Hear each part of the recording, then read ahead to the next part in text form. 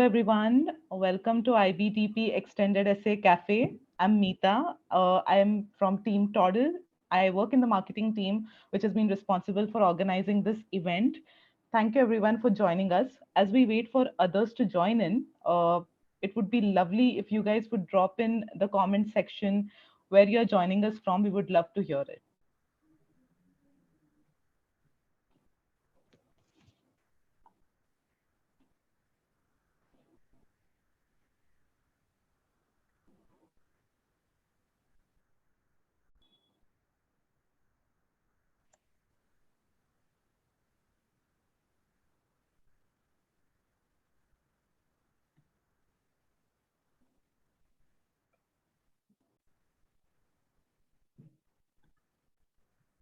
Hi, Rachel. Hi, Emmanuel.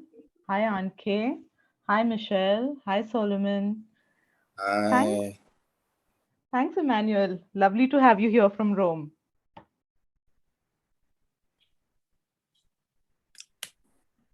Hey, Lauren.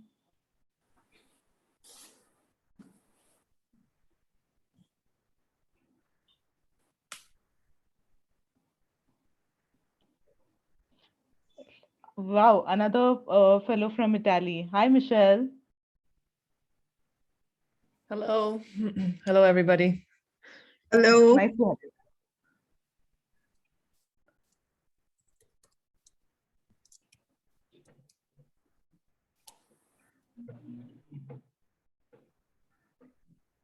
Wonderful to have you here from Accra, Solomon. Yeah, thank you for having me too.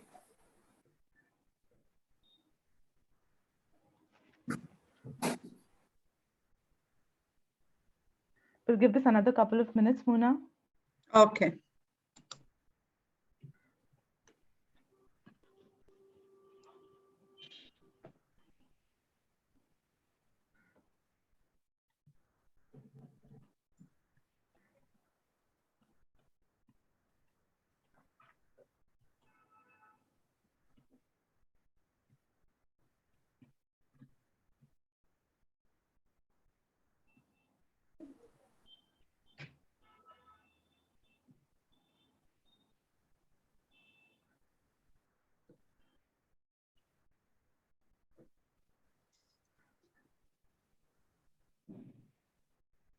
Oh, lovely to hear that, Lauren.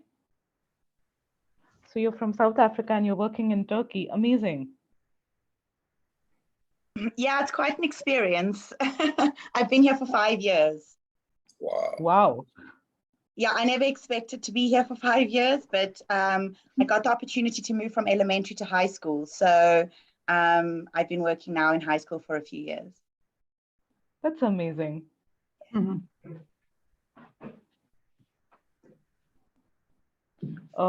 Muna, I think it's okay to start. I'll keep on admitting people as they join us. Okay. Yeah. Good afternoon. Now I am communicating with you from Beirut. I came to spend my Easter vacation. I normally live in Amman, and I hope that this workshop will be useful for you and as well as enjoyable. There are so many things that we are going to talk about regarding the history extended essay. Meeta will start off doing, telling us about, some housekeeping points, and then I will start talking about the objectives of this workshop. Before Meeta starts, my name is Muna Darwish. I've been an IB teacher since 1992. I'm a DP history teacher, a TOK teacher, and also an MYP individuals and societies teacher. I was also in my school an extended essay coordinator, a TOK coordinator, and I also was a history paper 2 IB examiner. I hope that I will share with you some perspectives of my knowledge, and I'm excited and looking forward for those, for this to be, to have your feedback about the workshop, hoping that it will be, I'm going to succeed to fulfill the objectives indicated. Mita. Thank you for the introduction, Muna. That was wonderful. Once again, a warm welcome, everyone, to IBTP Extended Essay Cafe. We are so excited to have you here. A little about Toddle before we start off. So Toddle is currently used by over 25,000 educators across 1,100 plus PYP and MYP schools. We have schools from all over the world, in US, in Asia Pacific, Europe, and Middle East. The program is also available in Spanish. And just like we have Toddle for PYP and MYP, Toddle for DP is also going to be a comprehensive end-to-end teaching and learning solution. The platform will have everything right from curriculum planning, family communication, assessments and reports, classroom management. In short, it's going to be end-to-end everything. So that's a bit about Toddle. Can we just go over to the next slide, Mona? A few housekeeping rules before we start off. We request you to please keep your videos on and put yourselves on mute. It would be lovely to see your faces and to see your reactions live as we go through this. Uh, any questions that you have during this entire session, please feel free to drop them in the chat box. Be sure to mark it as everyone when you're dropping your questions so that you can have a conversation right there happening. At several times, Muna will ask you to pause and reflect on certain questions. So please use the chat feature then to interact among yourselves. This meeting and this session has been developed independently from and is not endorsed by the IB. And as always, we would love to thank our lovely speakers like Muna for generously sharing their learnings with everyone attending this session.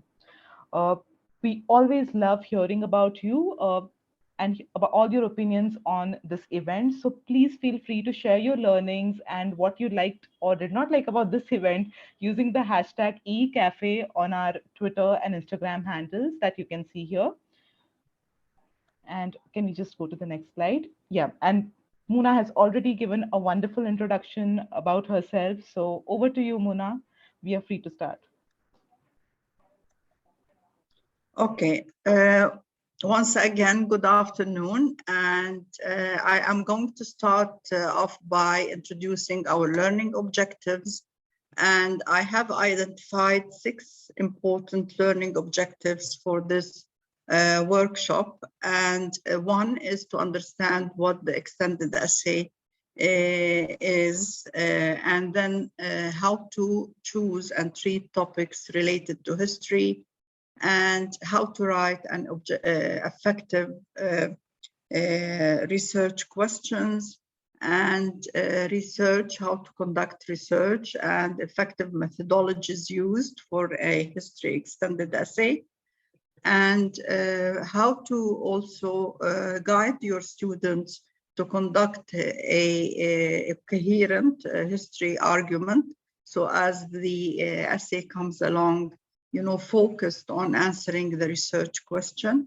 And the last thing we will do is to focus on the extended essay assessment criteria through providing you with the chance to work in a group and to assess an exemplar. Okay, understanding the basics of the extended essay. The extended essay at a glance, is an essay, is a 4,000 word essay maximum. It could be a little bit less, but not, a very short piece of writing. The topic should be focused and through an in-depth study. And the extended essay is advised to be about one of the 6 subjects that the student takes as a diploma student. However, this does not mean that he or she cannot choose a subject that is not studied as part of the 6 subjects taken in the DP. This is very much the case when students come up from MYP or even IGCSE and they take history, they take or individuals and societies, and they know They have studied history in the MYP in the middle years. Therefore, there is no problem whatsoever to write a history extended essay. And the essay needs to be formally presented. The format needs to be structured, and the writing needs to be structured and coherent so that the ideas expressed and the information presented need to always refer to the research question. And the students need to have a supervisor. An extended essay cannot be written by a student without having a supervisor that can provide the student supervised with up to 5 hours. I think the IB asks in the cover sheet of the extended essay to indicate the number of hours we spent with our supervised students. So make sure that the supervision is not exaggerated, nor is it, under, very little. So it has to be up to 5 hours. And the engagement is allocated a one-whole criteria, which is called which is criterion E, engagement, that assesses the level of student involvement in the research and looking for resources in fine-tuning her or his research and so on and so forth. And there is in the engagement section a viva voce section, which we will talk about in due course in this workshop. Okay. Key features of the extended essay.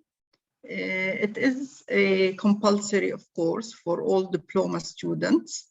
A diploma course, a diploma student cannot get the diploma without having the two core components of TOK, extended essay, and of course the CAS. In order not to achieve a failing condition, the grade awarded to the extended essay should not be less than D. The extended essay is externally assessed. When we send our extended essay, when the DP coordinator uploads the extended essay, we are not requested, we shouldn't as teacher put our comments on the copy that we upload, because it is externally assessed. However, schools do have their internal mechanisms of assessing the work, and then when the results are out, we as teacher compare our results with those with the externally assessed grades. And the purpose of the writing an extended essay for the diploma is to enable students for their university studies, whereby they are prepared during their diploma program to write a coherent and effective research paper. And the writing is not a haphazard process. It should be always guided by the criteria set by the IB, which are 5 in numbers, ranging between A and E. And it should reflect the ability of the student to conduct an independent research that is very much focused on the subject chosen and the research question written. We do have a reflection, we call it RPFF, which is related to criterion E, and it should not exceed 500 words. Please make sure that you guide your students to restrict themselves to the number of words stipulated by the IB, because examiners usually don't read beyond the 4,000 words of the written. extended essay or 500 words of the reflection form. The extended essay needs to be given 40 hours of work, and the students are supported, the supervisor, as I have indicated before, is to allocate feedback sessions for the students ranging between 3 to 5 hours.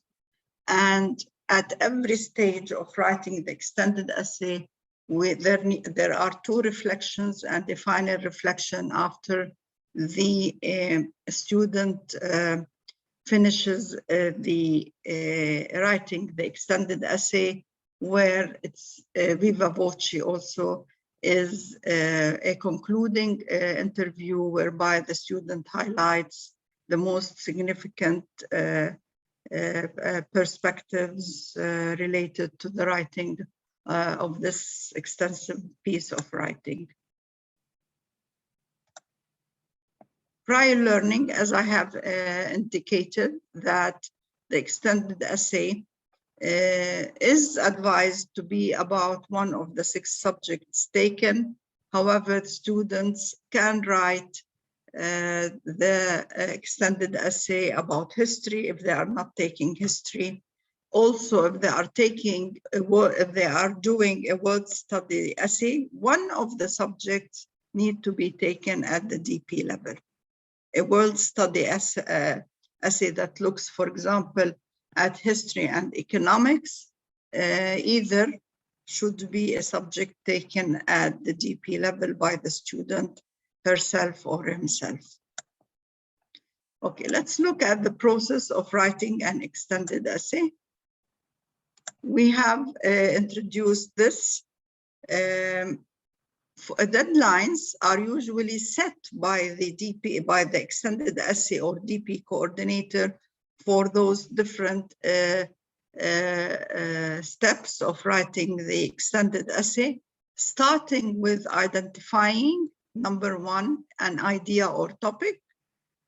2, conduct a background literature review. Sometimes a major shortcomings in certain countries, such as that of Jordan, where we don't have a lot of public libraries, we need, or we don't have adequate school libraries, we need to make sure that there are enough sources to support the investigation process. So background literature review is important. And in later stages, I will talk about sources, online sources of information that prove to be useful for students. Then the third step is to refine the research idea and develop a focused research question.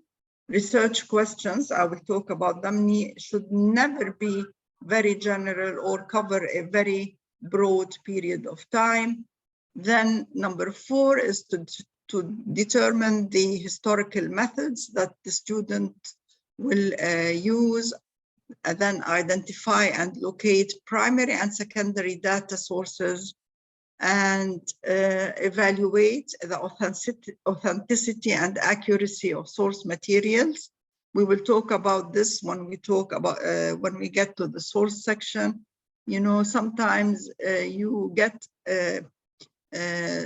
extended essays that over rely on online sources of information that are not of an academic nature. They are not scholarly. Wikipedia is off bounds, for example, and which will help to analyze the data, number 7, and develop an outline of the essay, including arguments for and against the thesis.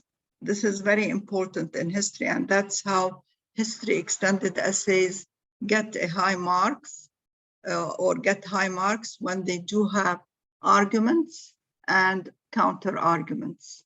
Different perspectives need to be considered, okay?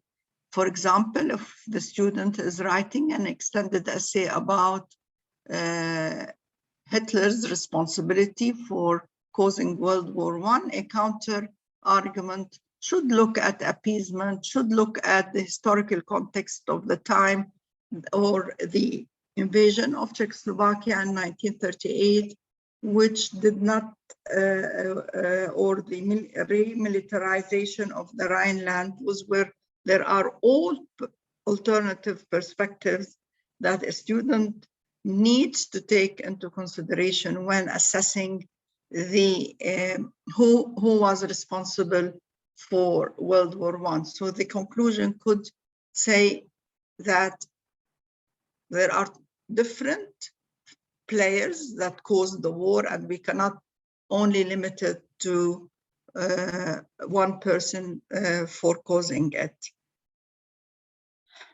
And the structure of the essay need to be determined. Usually the extended essay in history is made up of 3 parts: an introduction, a body, and a conclusion, but the body itself could be subdivided into subsections. This is permissible, it is doable, and especially when we are developing an argument and we are also presenting a counter argument for the first argument developed, or we have different perspectives to be considered.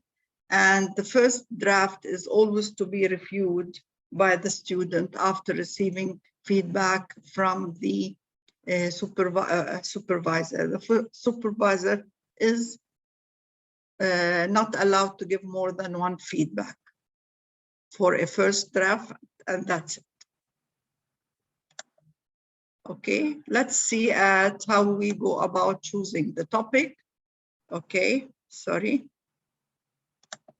Yeah, choosing the topic.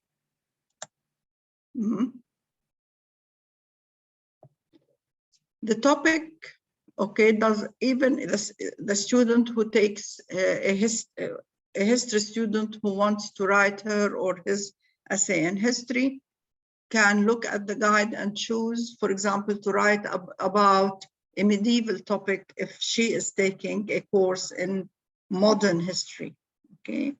So the topic could be about anything, ancient, medieval, or modern, and not necessarily studied at all, okay? The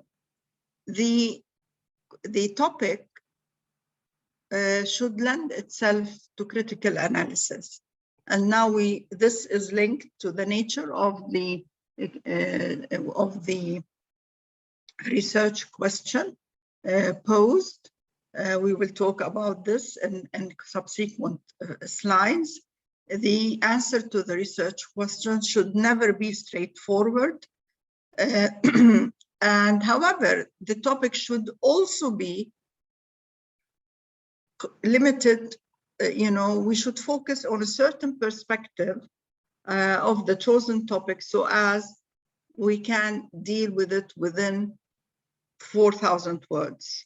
Okay, don't allow research questions that lend themselves to be titles of books.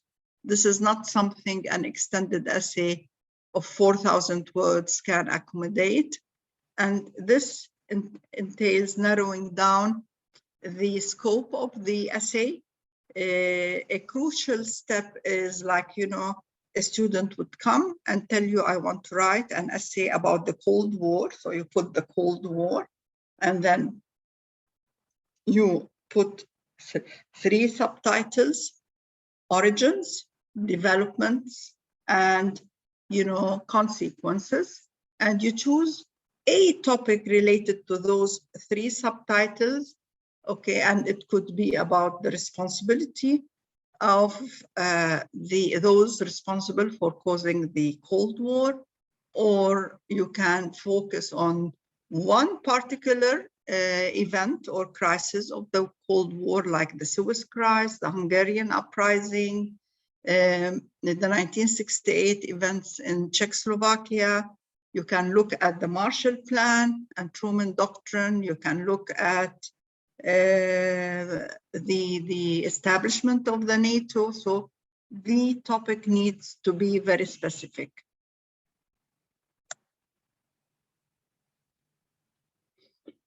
And this has been prepared, and to help teachers like steps to choosing a topic. As I have said, you start by identifying a general area of interest. For example, ideology and its effects on Soviet-American relations. 2, narrow it down. Then we look at communism in the Soviet Union versus capitalism in the USA. 3, do some background reading, okay, that will, the student should do, of course, background reading in order to identify the topic that she or he wants to write about. And the example I gave you, here are other examples: Truman Doctrine, Berlin Blockade, Berlin Airlift, the Potsdam Conference. The student can ask whether the seeds of the Cold War reflected themselves in the Potsdam Conference. And of course, this is a very manageable topic that can be done in 4,000 words. Choosing a working title and then create a research question, such as if I'm doing the ideological, if the student is doing the ideological Cold War, to what extent did ideological differences heighten the development of Cold War tensions? And this is relevant, doable, and focused. And there is a lot of literature, historical research about it that the students the students can use to answer the research question. Choice of the topic.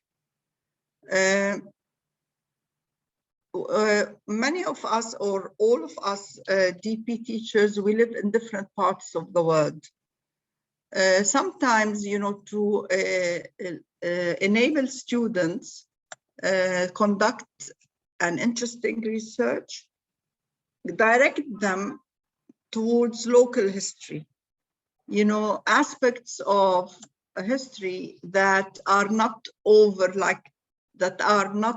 researched, that are not, have, like the Cold War, or that's what I do with my students living in the Middle East. I direct them towards perspectives of local history, so as to enable them and produce interesting research. In our where I live, there is a lot of indoctrination in historical narratives. This is a time for my students to exercise their critical thinking skills and to look at their local history from a new, fresh lens, and to criticize traditional historical narratives. So I find such learning experience to be of great value for them as students. Example, external factors that instigated the Syrian conflict, or consequences of the Treaty of Versailles. If you notice that for the Syrian conflict, we talked about causes only because this happened more than 10 years ago. We can't talk about consequences because the conflict is still raging. Okay. One of my students in the past looked at the film Lawrence of Arabia and compared it with the written historical investigations and asked to what extent the film reflected the development of events during the what is called the Arab revolts, that raged between 1916 and 1918. the Normandy invasion through Spielberg's Saving Private Ryan. This is very interesting, very dynamic kind of a historical investigation that the students will really, exercise their critical thinking, research skills, and looking at history from a different lens. Sorry. And here, it's very important, please don't allow your students to write about events that took place less than 10 years ago. This becomes a current affairs essay, and in best case scenarios, it will never fetch more than C. Okay, we prepared this for you also. The good, the bad, and the ugly. And we gave you examples here of topics that students can write their extended about, such as impact of African-American participation in the Union and Conference Army during the course of the Civil War, and that happened in the USA, an examination of the extent to which the overthrow of Allende in 1973 was the result of external factors. This is, we went to Latin America, and the students could be doing their paper 3 in Africa and Middle Eastern history or in European history. It doesn't matter. The topic can be about any historical region or period. Older than 10 years. Those are just right. Bad, okay. The bad and the ugly are usually topics that cover a huge time period, that lend themselves to the writing of books rather than a 4,000 essay, like the bad impact of African Americans' participation in the Civil War in Eastern Kentucky in June of 1964. Compare it to the good one, okay? Whereas the ugly, it becomes very, very general, African-American and the Civil War. Internal and external factors that led to the overthrow of Allende in 1973, it becomes, external and internal, okay? The breadth of the research becomes larger. And the coup against Allende in 1973, okay, is too broad to be covered in 2,000 words, okay? And here it's just right, too narrow to yield a 4,000 word essay, the bad, okay? And then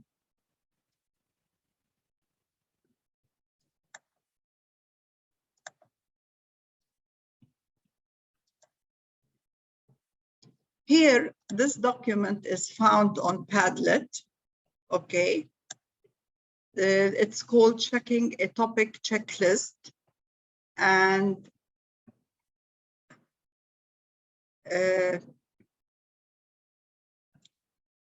it's very important, before I show you the Padlet page, that students' extended essay does not overlap with any research they done, especially the internal in history. Let me show you the Padlet now. I've dropped it in the comments. Excuse me? I've dropped it in the comments. So yeah, you get there. If you press on the comments, please. Excuse me.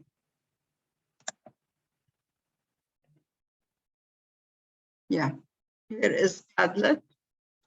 And if you look here, choosing a topic checklist interests you, is not overdone or overused, is covered in sufficient reliable sources, is focused on a period, place, person, issue, and history, is focused on the human past at least 10 years ago, is worthy of study, lends itself to a systematic investigation in line with the published assessment criteria, does not overlap with any other work submitted for the diploma. Those are very important factors that you need to take into consideration, please. And always make sure that the assessment criteria is your reference and is the reference of the student. I have also provided you with the document containing all the assessment criteria for the extended essay.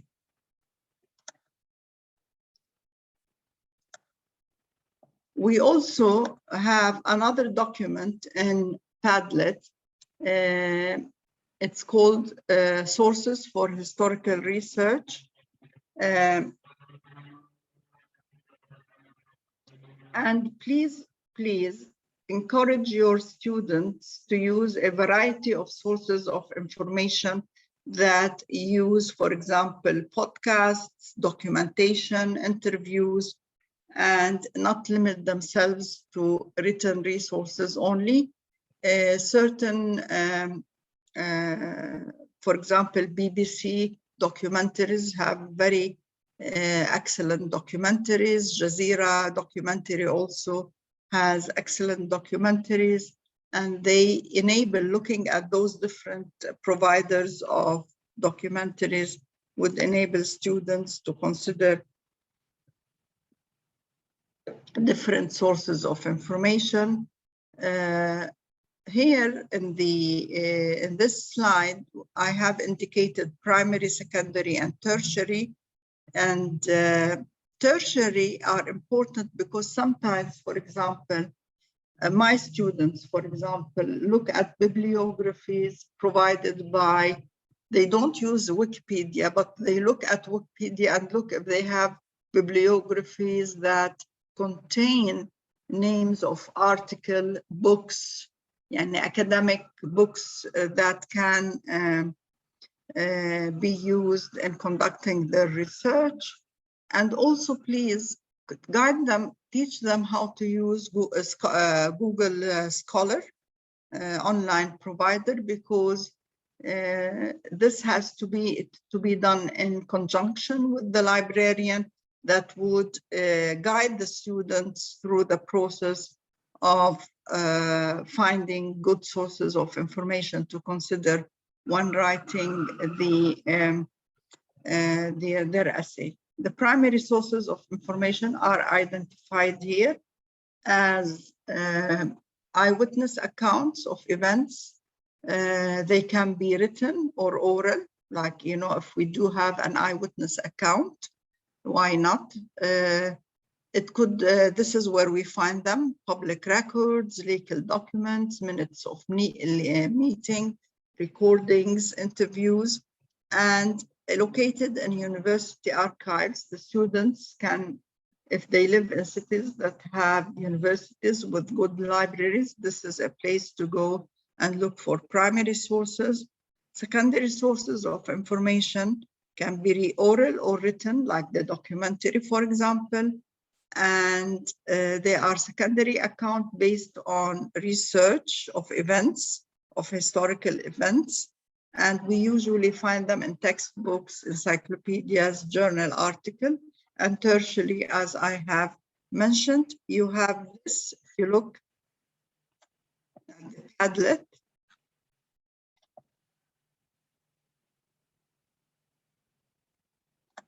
sorry, yes, here we do have we have them here. Sources for historical research, we have them here. And I go back and I do this slideshow.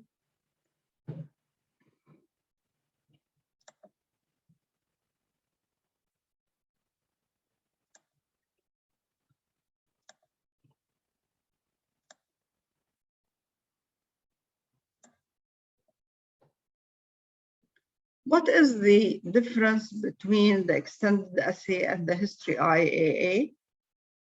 The extended essay is more of a generic research essay about a historical event, a historical personality, whereas the IA is TOK inspired, which is reflected in the reflection section. In the extended essay, students reflect throughout the body on the value and limitations of their research, the sources of information. They talk about limitations of a historical argument. They indicate whether a certain historical argument there is a selection bias, which we do in the internal assessment, in the historical investigation, which requires students to reflect on the particular problems and challenges faced by historians using the historical method, which is usually done in section C of the internal assessment of the history course. The extended essay purpose is, as I have said, it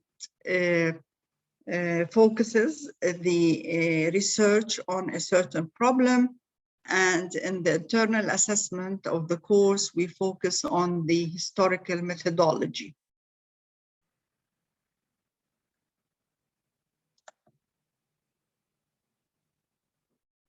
We are a little bit, I am focusing on the extended essay and internal assessment. So as sometimes, you know, when as an extended essay examiner, sometimes the essays in the past used to come written like like an internal assessment is written. Please don't do this. Okay, don't include in the extended essay a reflection section, a standalone reflection section, or an evaluation, identification and evaluation of sources section. But you do that within the body, you insert it within the body, which is, you know, leads us to talk about similarities and differences between the extended essay and the IAA. Both of them, they choose to write about a certain historical period of time. The sources, use of sources need to be varied and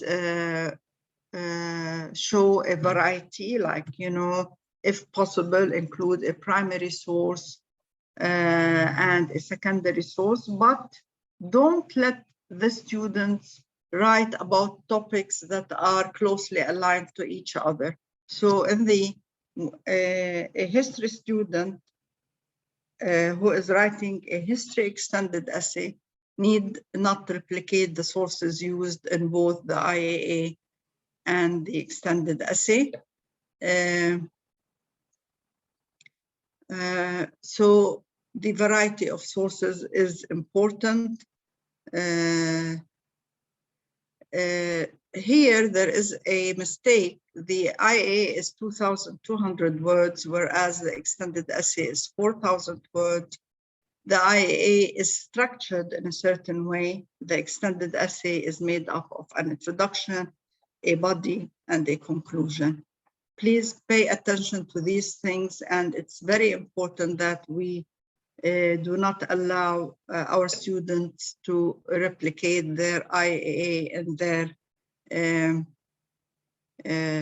their extended essay. Now, okay. Extended research questions. Research question should always ask how and why questions. when looking at causations and explaining them. And also it looks at consequences.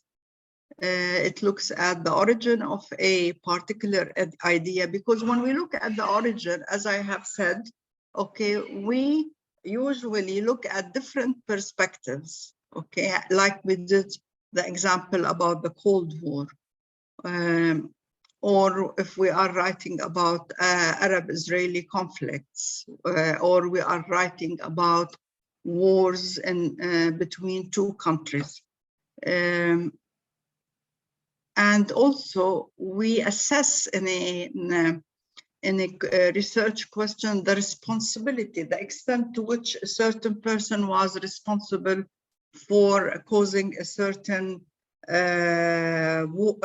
historical event.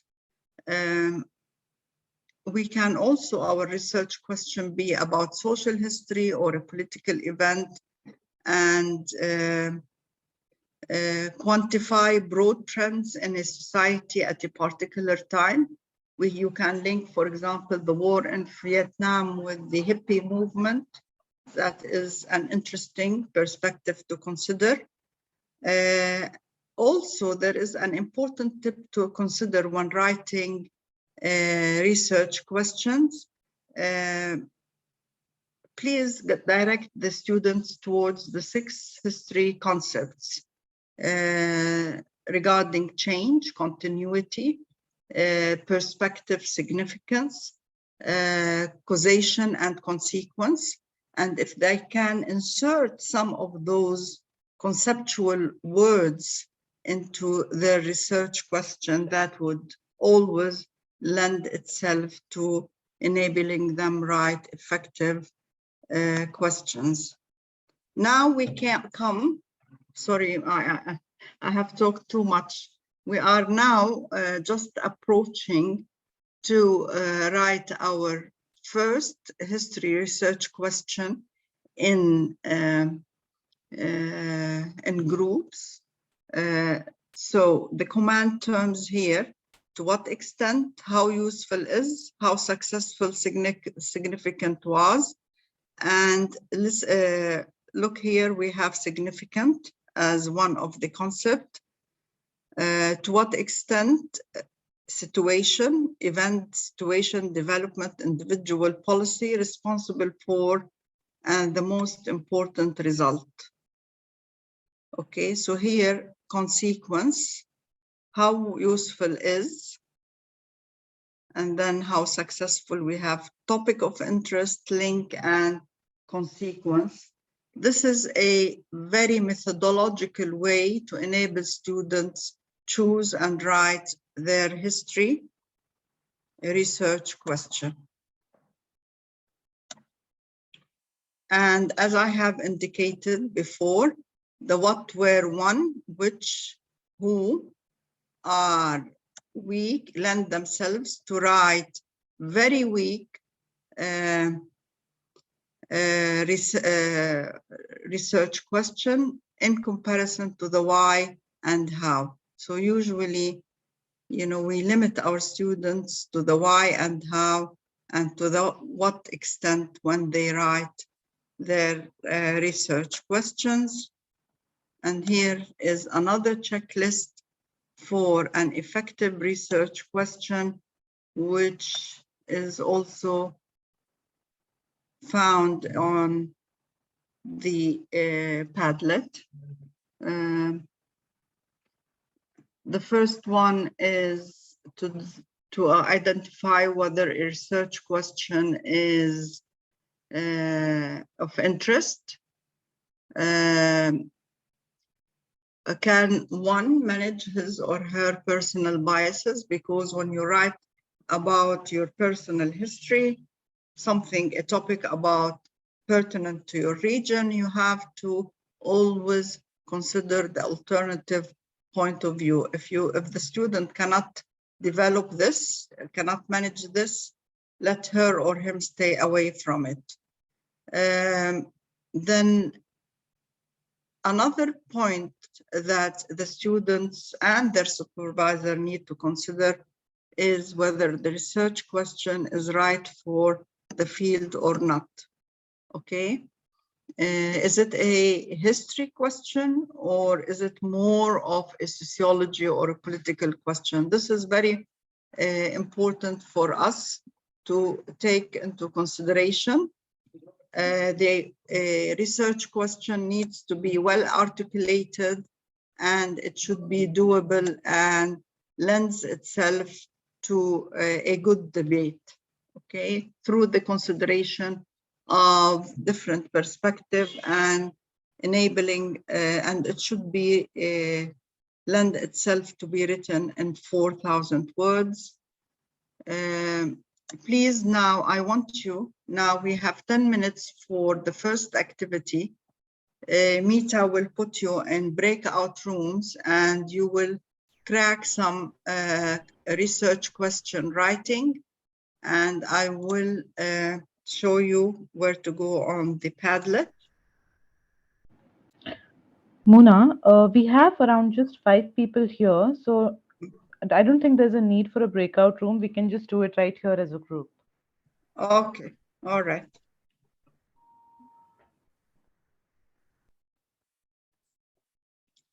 Okay, let me, okay, share with you. Okay.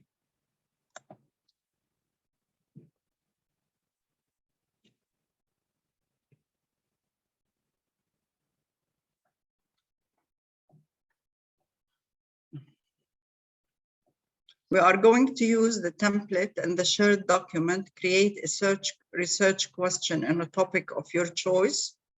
You have 5 minutes to complete this activity. We will extend it a little bit more, and please use the command term, topic of interest, link, and consequences.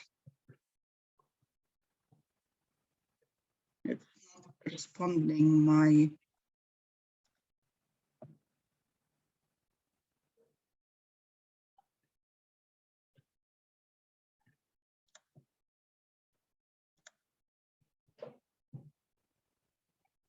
Yeah. Here you can, this is the first activity, research question writing. Create a research question on a topic of your choice. Do share your question here, all right? And I will look at it.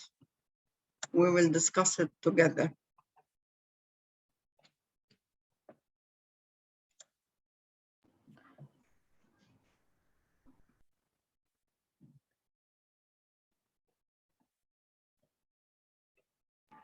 You can put in your comments right there on the Padlet. You need not log in. It is easily accessible to everyone.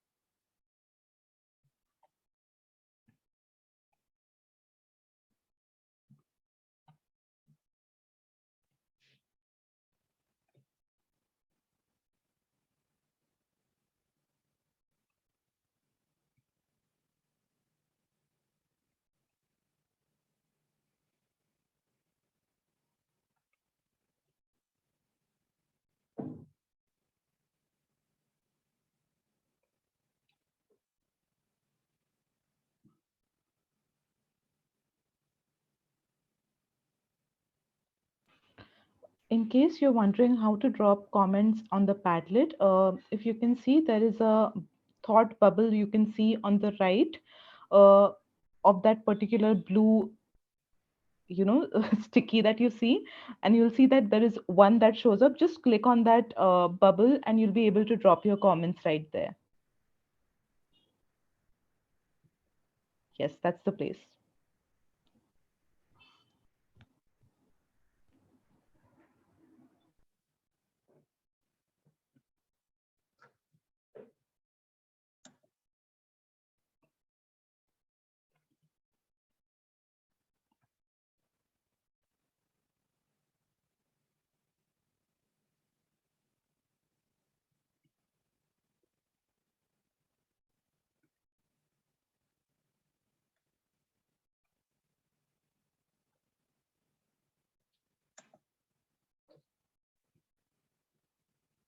Mita, can you see the bubbles? Yeah, I can. Actually, I can see that someone has dropped in one question as well. Okay, because I can't see them. Uh, can you just, yeah. Okay, now. That hi was me. I was just trying to see if the Padlet is Okay, working fine. okay, there Uh, is a question here. How was Kwame Nkrumah in, how significant was Kwame Nkrumah in gaining independence for Ghana by 1957? Okay, what is the beginning? You know, this is a good essay, but what is your starting point? I would here add, instead of by 1957, I would put, for example, 1947 to 1957. When did the, sorry, so here, the 1947, I would put it in a time frame. Yeah, But I think you're right. You're right. Yeah. Right. Otherwise, it's very good.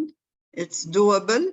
It is focused on the role of a very important African politician in the history of his country. Okay, but put it within a time frame. And then the second question: to what extent did the Suez Crisis establish Nasser as a pan-Arab leader? Excellent. I would put the Suez Crisis 1958. I would put the year here, and would be more. This is a very good research question because it did, and maybe I would put 1958 to 1970.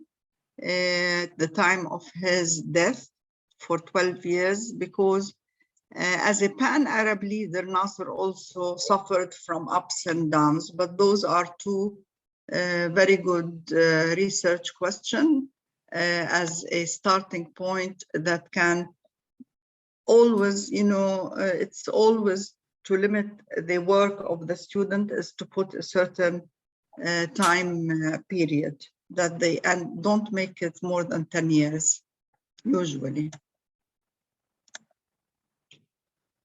Okay, we are, since the attendants are not very much, but the participants do reflect an understanding of the use of command term, the focus of the topic, link to a particular link of a leader, like the Nkrumah is linked to independence of Ghana and Nasser to pan-Arabism, which is the consequence.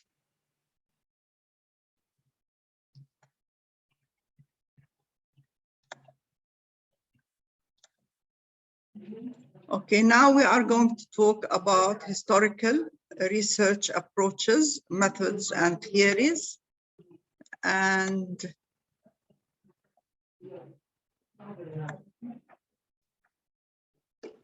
the research approaches is the pearl drawing, which we use at the beginning of the research. is to look at an exemplar, what we call an exemplar about a topic that you are going to research.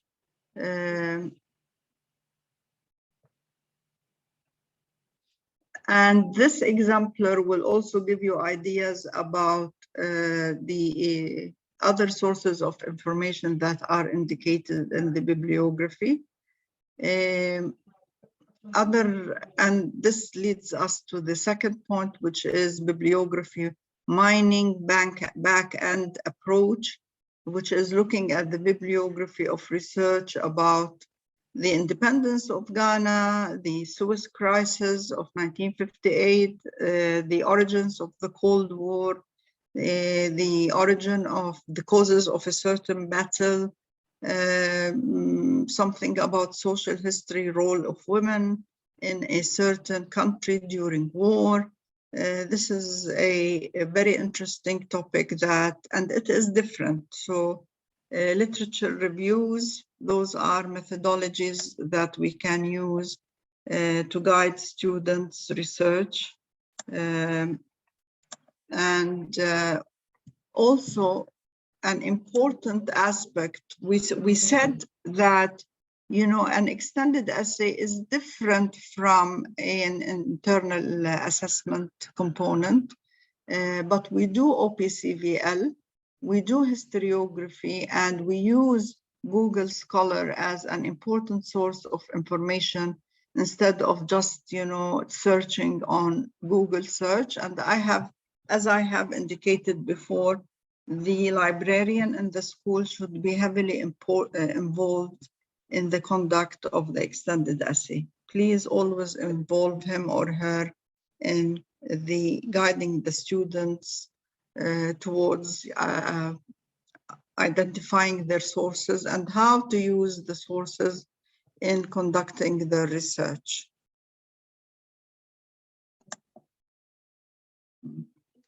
This is the OPCVL, which looks at the origin, purpose, content, value, and limitation. And for example, someone who is writing about Nasser Pan-Arabism and his role as a leader, and he looked at or she looked at a source of information written by Haykal, Muhammad Hassanin Haykal, who wrote extensively about the presidency of Nasser, might talk about a limitation of language use that is positively inclined towards Nasser, however, provides a valuable insight into the Arab or Egyptian perspective regarding the role of Nasser.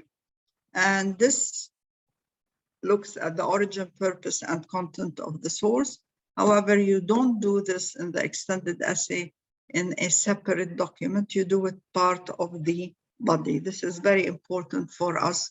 And also let your students look at the background of the writers. Okay, in the Arab-Israeli conflicts, we look at the background of both Arab and Israeli writers in order to identify the value and limitations of the content provided.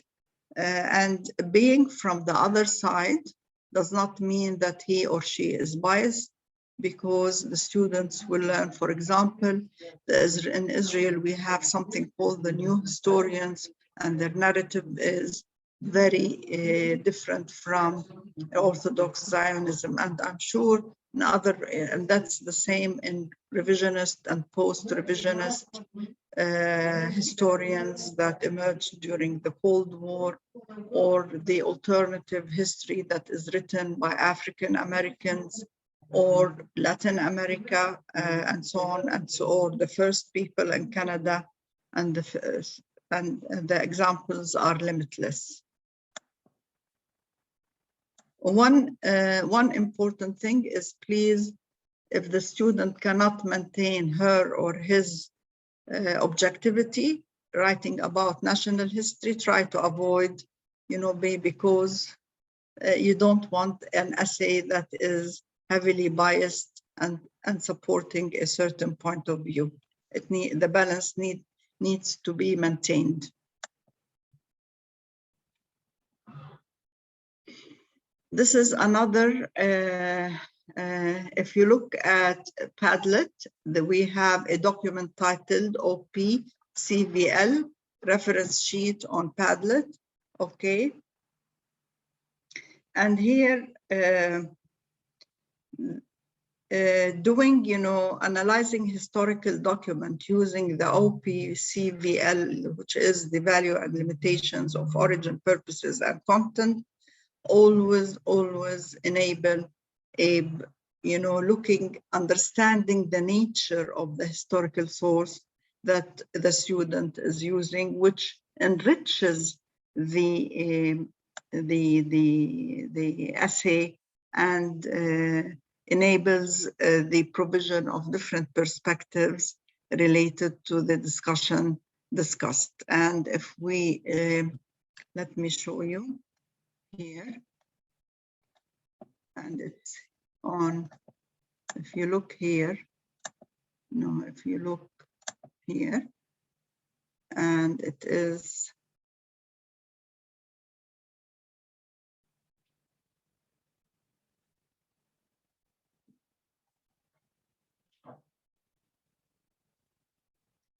sorry, it is,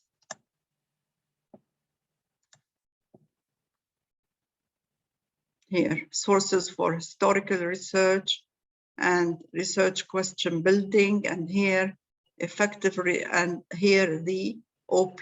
So all the pink here, all the pink documents are documents that can be used in building up skills students need when writing and reviewing their extended essay, like this one, like the extended essay checklist. And here the last one is the assessment criteria list.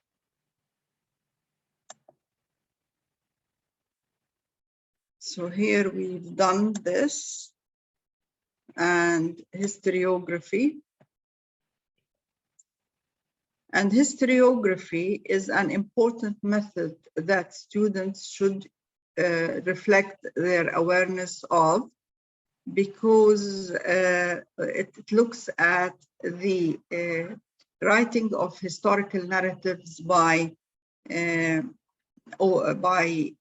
writers, by historians about a historical event or period, epoch, or a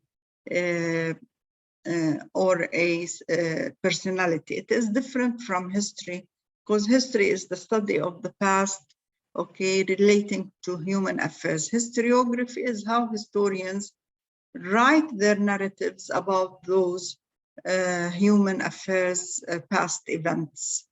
Historiography is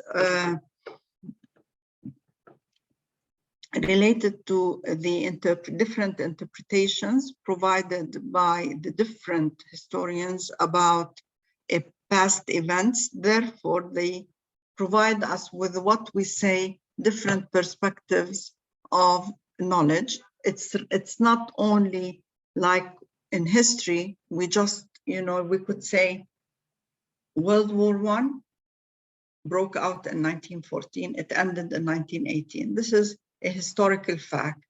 A historiography looks at the origins, looks at the consequences, and reflects also, it could easily reflect the interpretations, explanations, and biases of the historians that provide those narratives.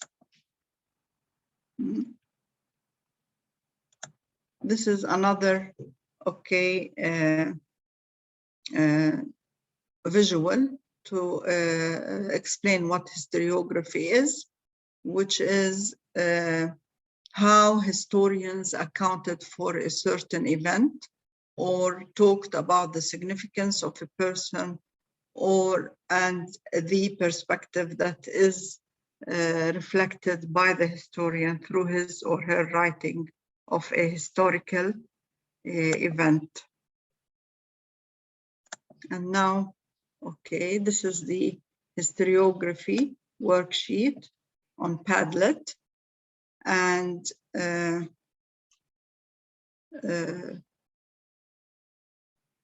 in history, this is the worksheet on Padlet. And history, before we start the worksheet, we have different historical schools of thought. We have the traditionalist or the orthodox and the conservative, and those are the ones that adopt the official point of view of their governments. Then we have the revisionists who could at times totally disagree with their government point of view, such as the revisionist historians of the Cold War who blamed the USA for starting the Cold War. And some of those historians were Americans. We have the Marxists, the New Left. Okay, the Marxists look at history in a dynamic way and look at wars as an ailment of the capitalist system, for example. This worksheet is very important because if we can it doesn't mean that the student has to use all those perspectives related to all different schools of law, of thought, of historical schools of thought, but they can, if it is relevant and accessible to them, they can look at the revisionist or the progressive or the traditional historical perspective related to their event. So let's look now here at the worksheet.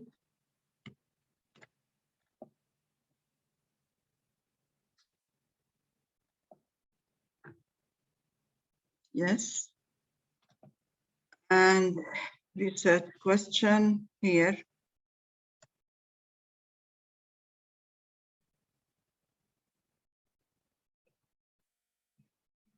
You have it here. You can use this with your students to introduce to them the different historiography worksheets, and you can relate it to the subjects that you are doing with the students.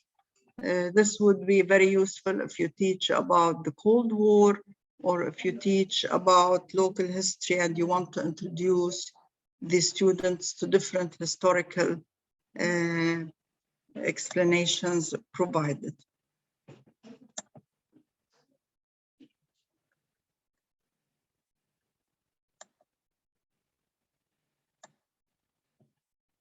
This is a link that you can use to acquaint students with the Rose Human Institute of Technology. This is Introduction to Google Scholar, okay? This is a very good resource that you can use with your students.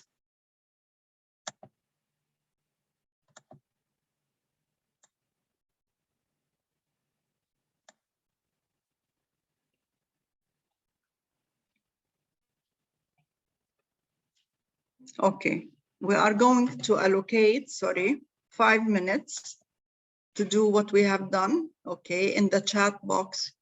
Using the link in the chat box, share with us other methods you often teach your students to use while writing their extended essay. We can do this.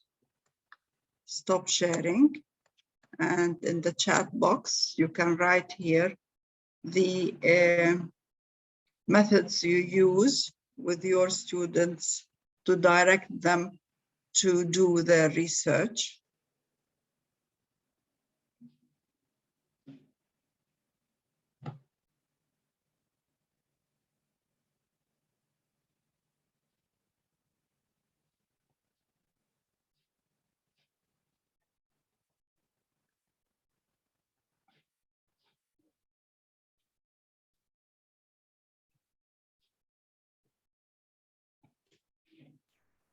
Mona, while people are drafting the responses, we had one question from Emmanuel. Do you want to take it now or maybe at the end of the session? No, let him go ahead, Emmanuel, please. If you want to ask him. Yeah. Yes, can you hear me? Yeah, I can hear you.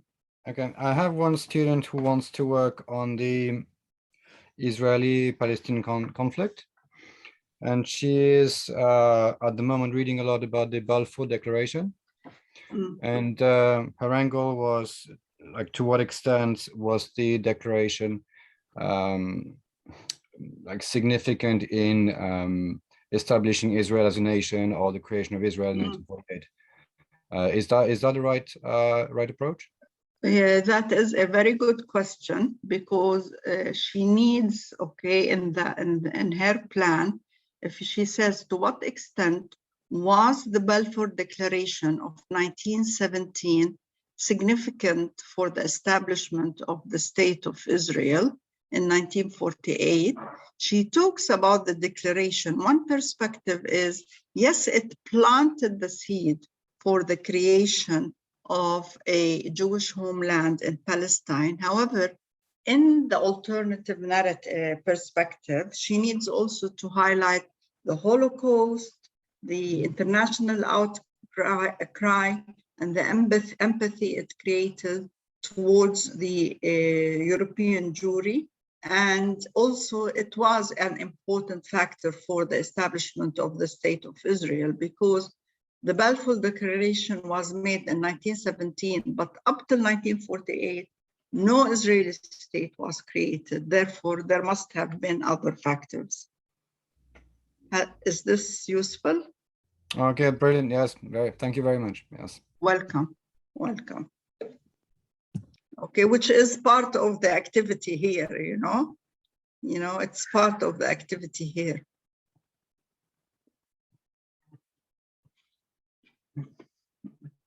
Can I jump in as well, asking for one of my students who is, this is my first year as a DP teacher, so everything is very useful. So thank you very much.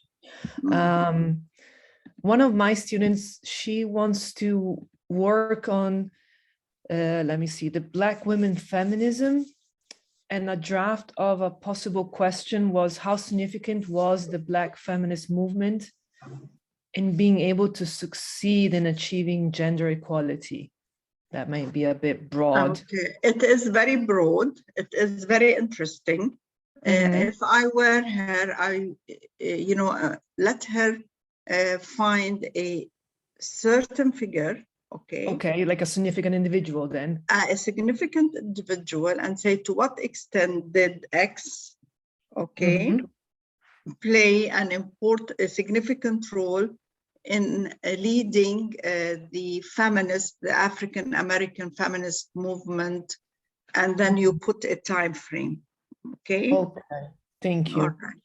Yeah, Thank don't allow your students, don't allow your students to write about very broad subject, because no. The African-American feminist movement was a very important movement. Yes. Was a very significant movement, but she can't write about it in an extended essay. Okay, thank you. Thank you very much. Any questions? Did anyone write? So Michelle asked me, Emmanuel asked, what about you, Solomon? Do you have any question here? So thank you. I'm marking the EE right now, history right now. This is a question that is right before me, which is similar to the one just mentioned by Ms. Parker. Let me see. It says that to what extent did queer women impact the women's suffrage movement in the early 1900s? I say that again. To what extent did queer women impact the women's suffrage movement in the early 1900s? That's a question. You mean queer women, like in gay women? Yeah, it's a queer, like Queer. Yeah, I understood you. No, this is the examiner will tell you this is a vague question because you have to, was there a movement for those women? Was there a movement? Did they have underground activities? Did they have significant persons that led their movement? Okay, which one? You know, sometimes, for example, you know, I would, to what extent, let me see, I like to, I think better when I write. To what extent? I'll write it in the chat box for us to see. Yeah, yeah. It needs fine tuning.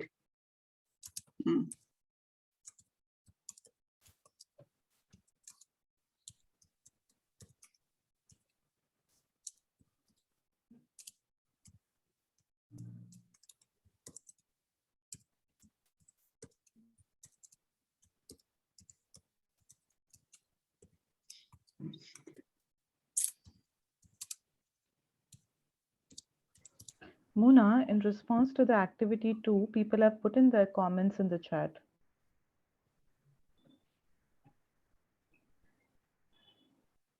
Okay. To what extent did queer women impact the suffrage movement in the, I do highly advise that we change queer women, okay? So it's better to say to what extent did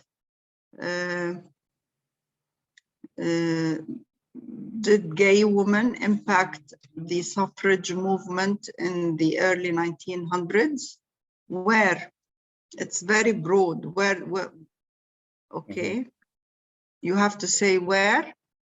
And the early 1900s it's better if we put, for example, 19 or late 19th century to early 1900, put it within a time frame. So you need to change the word queer, and you have to change to fine tune the time period, and you have also to indicate where. Okay, all right, thank you. Welcome. And then here, okay, AL, which is, I use checkpoints to mark key stages and help students organize their work. This is excellent.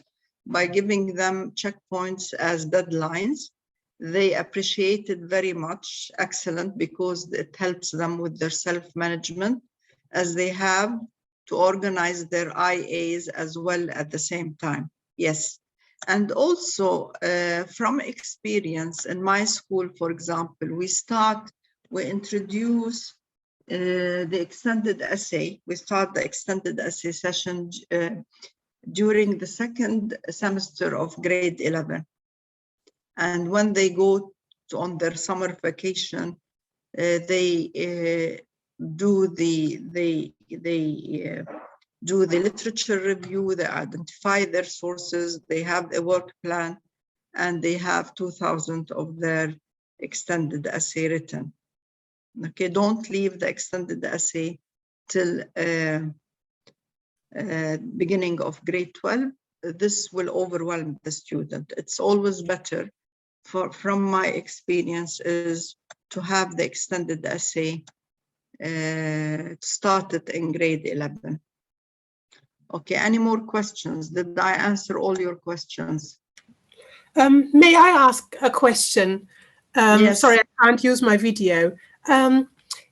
What is your experience of having students use the summer break, which in our case is 2 months between the 2 years, for writing the EE? We do that, yeah. We do that in my school, but we also prepare them during the second semester of grade 11. For this, you know, we start them off in school. We do a lot of sessions with them about the structure, the development of a bibliography, how to, what citation method to use, and so on and so forth. Meetings with supervisor. Then when they go on to their summer vacation, they feel confident to continue the work. Yes. Yeah. I Yeah, do highly advise it. Yes. So in a way, you have a last meeting with them just before summer break. Yes. To check that, in a way, all they need to do is really write it down. They've got their research, they've got the line of thought and argument ready, and they just have to write. Is that your goal? Yes. Yes. Great. Thank you. That's very helpful. Thank you. Okay. You're most welcome. Approach to history argumentation. Okay. We did that. I think yes. No. Sorry. Okay. Approach to history argumentation. And a thesis statement. For example, now from you, I learned that some of you are doing about a significant figure in leading the independence. Some of you are a student of yours are focusing on the history of a perspective of the history of feminism. Some of you are, one of the students is doing something about the establishment of the State of Israel and its connection to the Balfour Declaration. This brings us to the thesis statement. What you are trying to do, okay? So here, for example, the extended essay about gay women, okay, the students say, should in the introduction indicate that this is a perspective of history that has always been overlooked, even when writing about the history of feminism. And why? Is it because of patriarchy? Is it because of the conservative nature of society, and so on? Is it authoritarianism that does not condone focusing on those kinds of facts? The statement of inquiry is a statement the student makes in the early on in the essay, in the introduction. In this essay, I'm going to examine. That's what I'm going to do, okay? Which provides a hook, okay, for students. Then all subsequent topic sentences should serve the statement of inquiry. Those of you who teach in the MYP can make the link. The IB is progressively reinforcing the continuum that exists between the three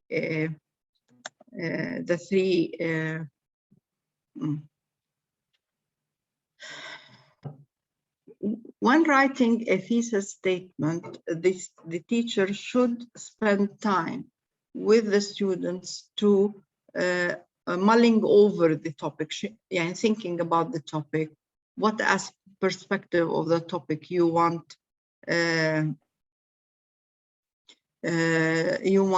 to focus upon, or start with a research question, and from a research question generate a thesis statement so as to keep the coherence of the investigation. So it is the main idea that the essay is going to focus upon. All right. And here it tells us how to develop a historical argument. We start with the evidence. We extract a claim, which is based on the evidence that we collated. Then we provide analysis, deconstructing the components of the evidence and consider perspectives, then evaluate the reliability. For example, the student that is writing an extended essay about the role of gay women in the feminist movement in a certain country, okay, where they also, one perspective could say their role was limited by even female discrimination against them. Not only authoritarianism, traditionalism, conservatism, patriarchy, but also the dynamics of society that entailed also female discrimination against females. And this is the assessment overview. Those are our 5: knowledge and understanding, application and analysis, synthesis and evaluation, a variety of research skills,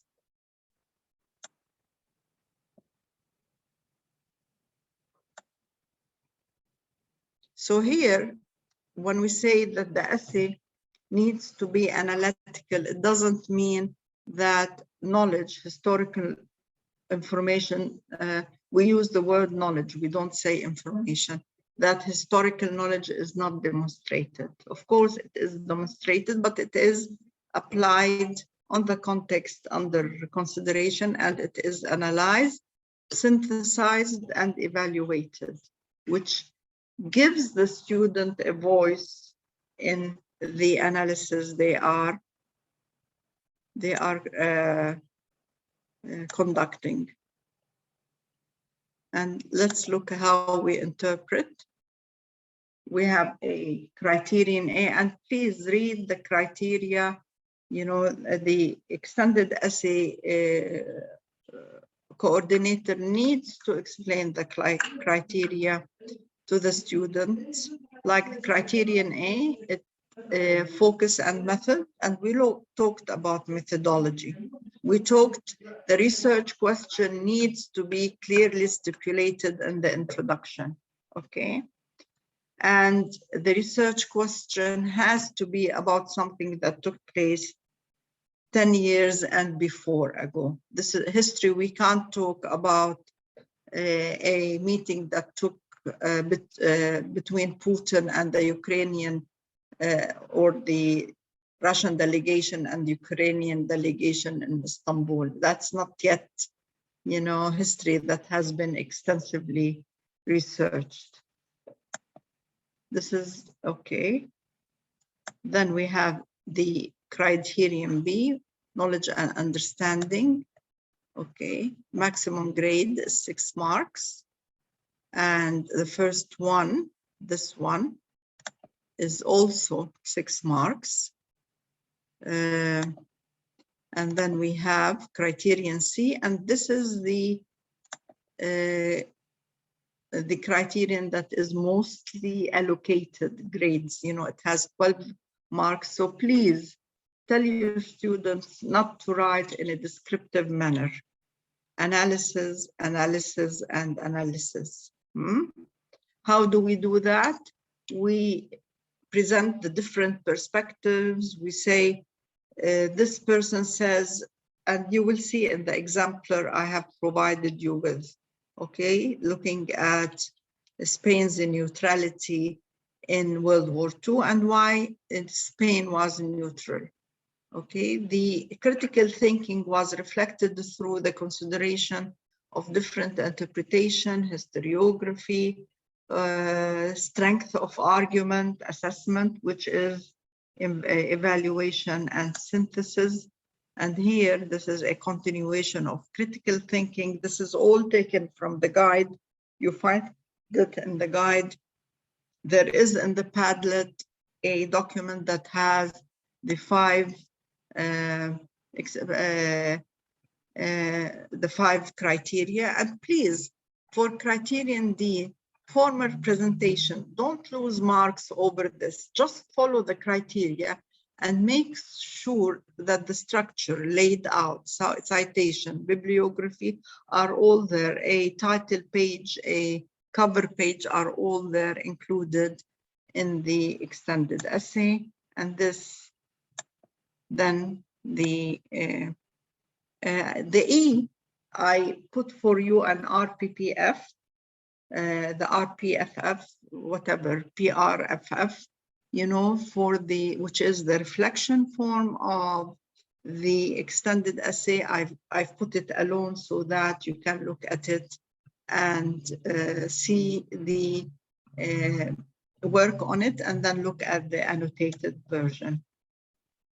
That's what we are going to do. We are going to grade an extended essay. No, sorry, this not yet. We go to Padlet. May I ask a question before we move on? Yes. You mentioned critical analysis, and it's really a term I struggle with. Does it only begin or comprehend when students examine and evaluate different perspectives? Or is it already critical analysis when they explain why historical things happened?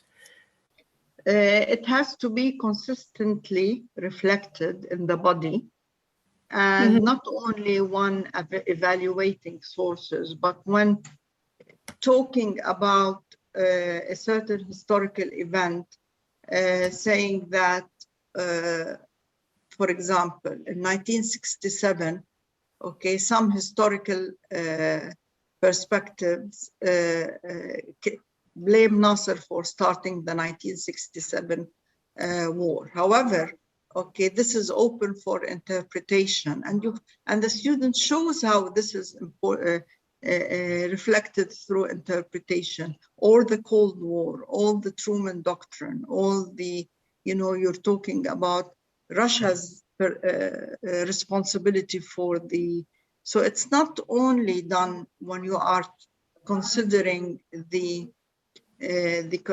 different sources of information. So I had a student, I had a student who investigated, do you think, the Battle of Kursk in the Second World War, and whether it was a turning point. And he explained how information gathering came into it. Is that also critical analysis? Yes, yes. When he explains how that impacted the decisions? Yeah. Okay. When he talks about challenges faced, definitely. Okay, thank you. That's very helpful. Because this what strengthens, the student is really talking about the process of writing the extended essay, not only referring to research. Okay. This is what we want you to do. As Mita said, you know, the number is little. You can do it individually, and then we will. Okay, this is the cover page, and you can scroll, seeing the. This is for one of my students. And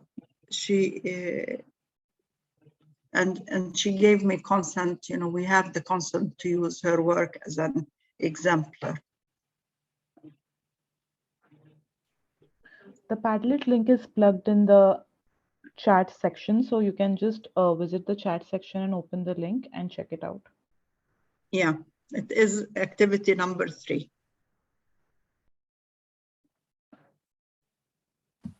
May I ask a couple of questions as I read it? Yes. It struck me that this student kind of has each paragraph presenting a scholar's view. And that to me seems to be the skeleton of the EE, that she goes through different views. Is that regarded as a way to do it? Or because what I miss is a kind of coherent line of argument. And I find she rather puzzle, not puzzle pieces, but views. Do you know what I mean? Yeah, I know what you mean, but you know, through the discussion and the consideration of the different historiography, she is, did you finish reading the whole essay? She also provides an analysis for the value and limitations for the argument presented, which is it's a method to be done. It's doable. You can do it this way. The student, she provides the historiography because this is a piece of research. This is not an original piece of writing. She is basing her argument on what the historians say regarding Spain's neutrality. And in her conclusion, a few perspectives emerge, that it was pragmatic, it was the economic factors, it was the sitting on the fence. So there is this critical thinking perspective that now you will look at the grade award, which did not really provide her with all the 12 grades, but a substantial percentage of them. Do you want now to see do you want me to share with you the grades given? Yeah, and my other question was that she kind of weaves in her personal. Yes. Is that really what the students should do? Yes. Okay. Rather than just providing a summary. Yeah. It to me it sounds very personal. I hope that won't be my last time I examine this. This kind of comment. Yeah. Okay. Do you want? Okay. I would be very curious to see that. Yes. Yeah. So here, this is the annotated exemplar. That there is a cover page, there is a table of content now, and then I've put here, those are my own notes, context for the nationalist emergence to power indicated, a good and a coherent research question indicated, the period that the research question covers enables conducting focused and coherent discussion, a good reference to the sources to be used. This is in the introduction. Okay, and then the second page, this continues. And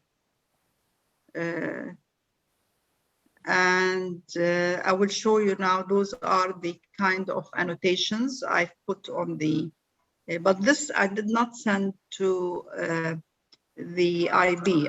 You send a clean copy of the extended essay. This guided me the grade award. If you and then see how she divided her investigation. She said investigation possible causes for Spanish neutrality. One is pro-Nazi sentiment. All right, and then she goes and talks about an alternative. Where did I go? Sorry, all right.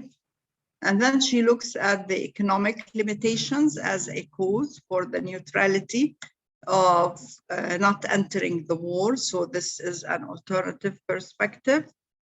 And then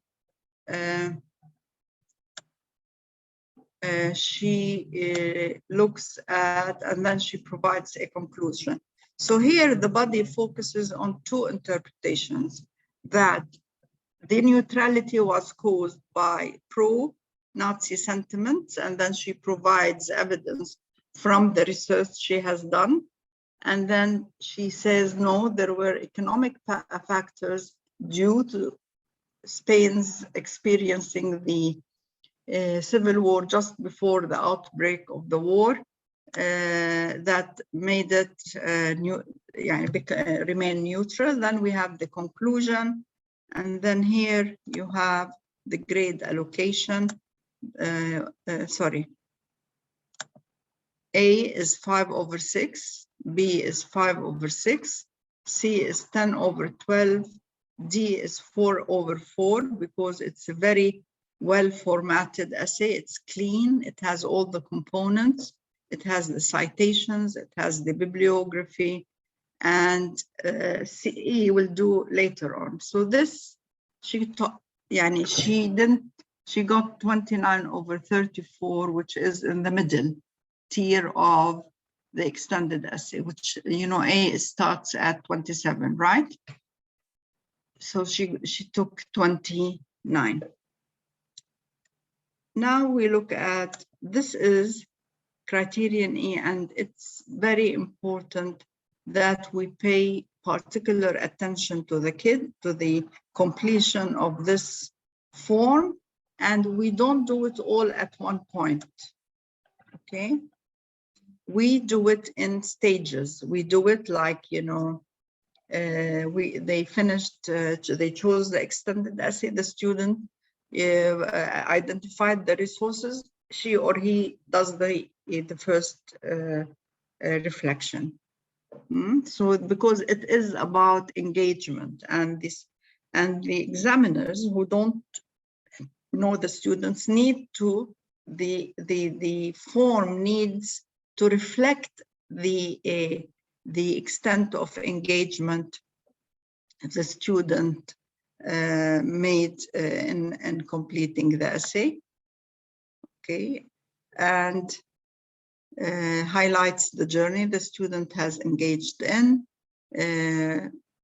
the thinking processes of the student, creativity, originality of thought, the research process. All of this needs to be reflected in the and now we are going to go to the Padlet if you want, and we do have the form not annotated, and I'll show you the annotated one. So if you look here, look at the Padlet under activity 4. Sometimes this isn't okay. Sorry. No, this has to go.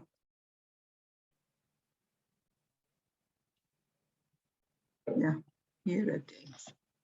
Activity 4, and we have it here. If you have a look. This is the writing of the student.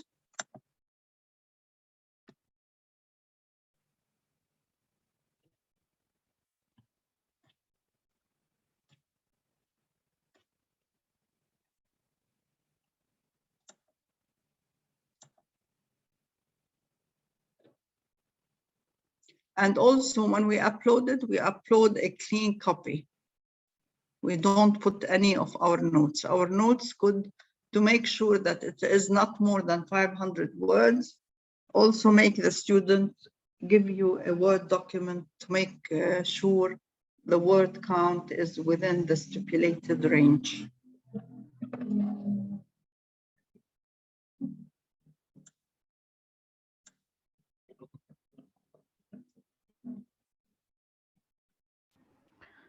One quick time check, Mona. We have 13 minutes.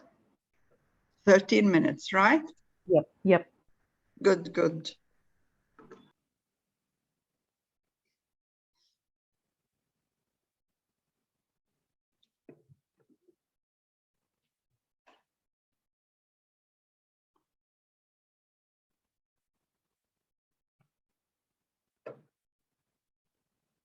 So this part reflects the early stage of choosing the topic, what inspired her to choose the topic, and then, you know, how she coined her research question. And now this interim reflection is halfway way through.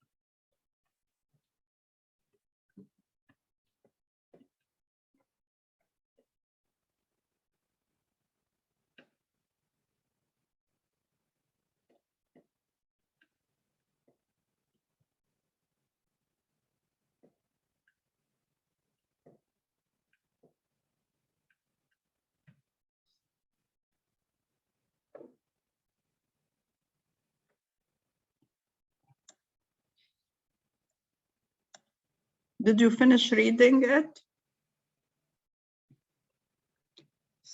So,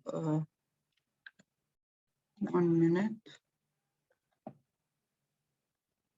What do you think? You know, I'd like, before I show you this,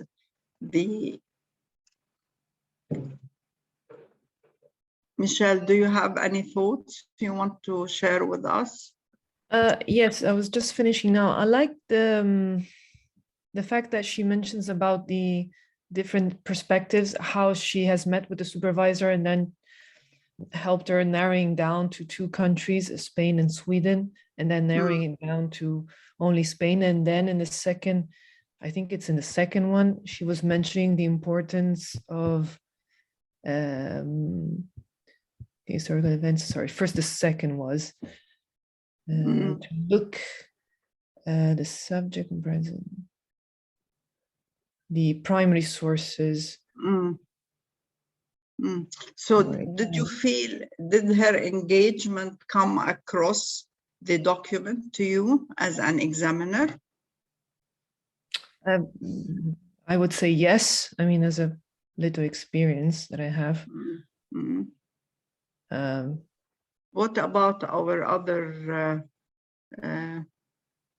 colleagues? Solomon, is it Angie, Miss Lacken?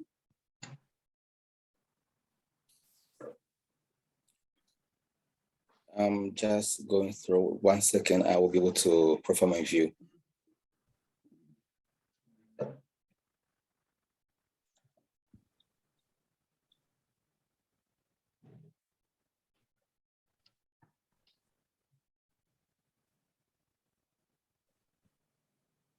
Yeah.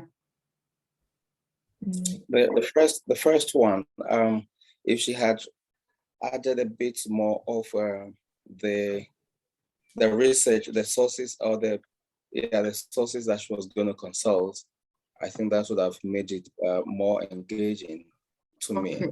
The first from experience, Solomon, one challenge that we always face, that they have to do this in 500 words, you know, and usually they start off writing 1,000 words, 800 words, 900 words, and then we have really, they have to compress them in 500 words.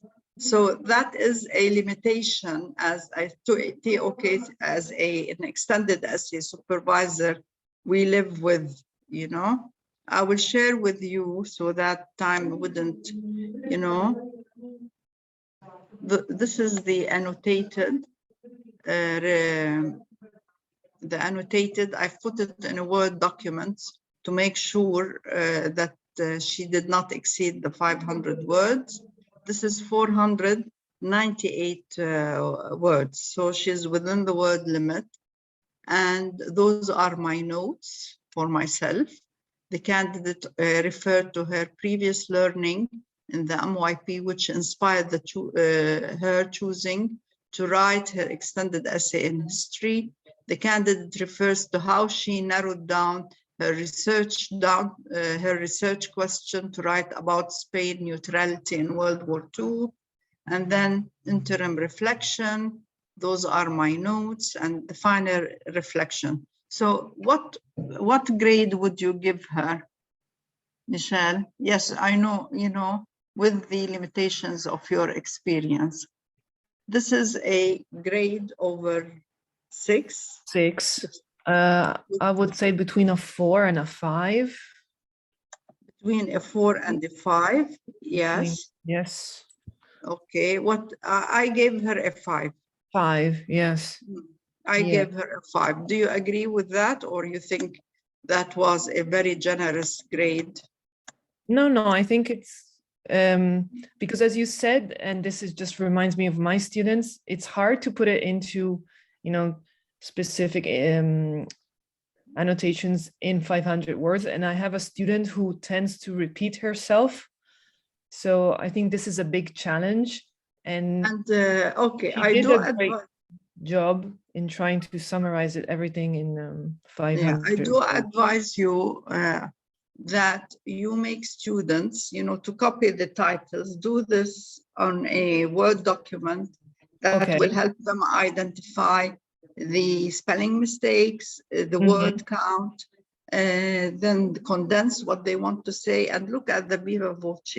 She referred to questions I asked her about lesson learned, what things attracted her when she did the research, what limitations she faced.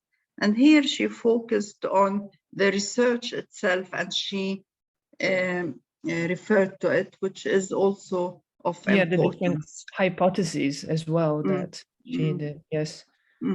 Okay. No, thank you. That's very important.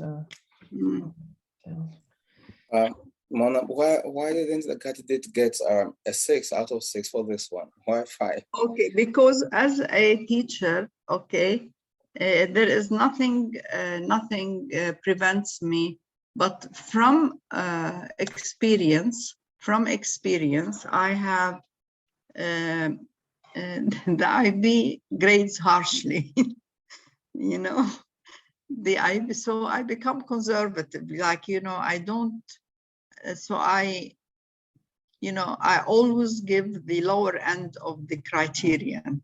Okay. From experience, I learned that this usually often works well. Very well. Yeah. Very well. So, yeah.